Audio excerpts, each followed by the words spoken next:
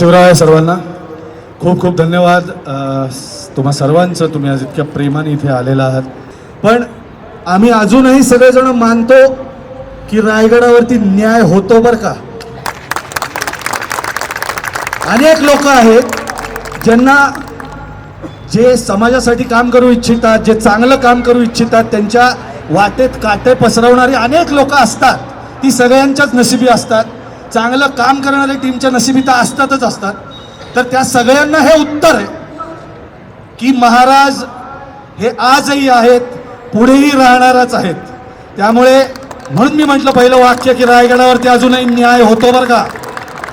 कोणीही या गैरसमजात राहू नये की हे काम बंद पडू शकतं, बंद पाडू शकतो, असं काही होत नाही.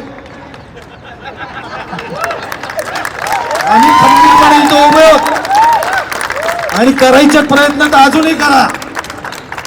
आज तुमच्या माध्यमातून सांगतोय मी, फक्त नावं घेत नाहीये एवढंच आहे.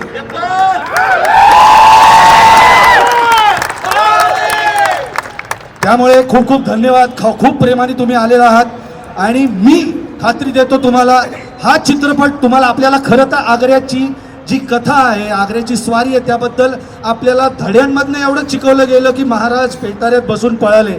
पण तेव्हाचं सगळं राजकारण काय झालं ते प्रत्येक लहान मुलांनी अनुभवावं आणि आपले महाराज किती मोठे होते, कुठल्या कुठल्या पातळींवरती विचार केला गेला आणि किती आत खोलात घुसून प्लॅनिंग केलं गेलं, याचं उत्तम उदाहरण स्वारी आग्रा आहे. त्यामुळे मी पुन्हा एकदा जे जे पालक इथे आलेले आहेत सगळ्या छोट्या मुलांना घेऊन खूप खूप धन्यवाद. पण तुमच्या सगळ्या मुलांना हा चित्रपट दाखवा आणि अवघ्या महाराष्ट्रातच नाही, देशाच्या बाहेर हा चित्रपट हिट झाला पाहिजे आणि तो होणार आहे. कारण की मी म्हटलं तसं छत्रपती शिवाजी महाराजांचा आशीर्वाद आमच्या टीमवर आहे याची मला 100% खात्री आहे. शिवराज अष्टक, मी काय दिग्पाल काय, आम्ही सगळेच टीम म्हणून असं काय म्हणतो की आता शिवराज अष्टक आमचं राहिलेलं नाही आहे, ते सगळ्या महाराष्ट्राचं झालेलं आहे.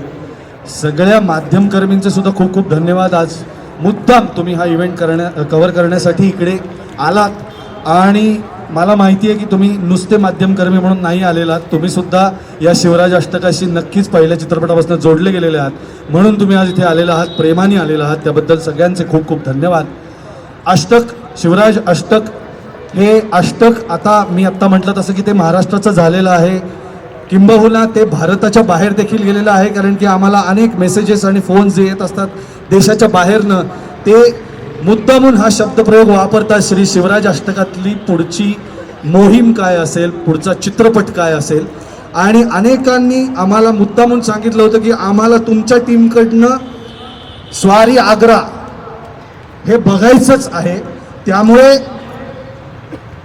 हा मुद्दा उपस्थित झाला होता की मधल्या काही काळानंतर की कोण आता महाराज साकारणार. त्याचं उत्तर आज तुम्हाला मिळालेलं आहे. अवघ्या महाराष्ट्रापर्यंत आणि महाराष्ट्राच्या बाहेर, देशाच्या बाहेर तुम्ही लोक ते अत्यंत उत्तमरित्या पोचवालच याची आम्हाला सगळ्यांना खात्री आहे. खूप खूप धन्यवाद. हर हर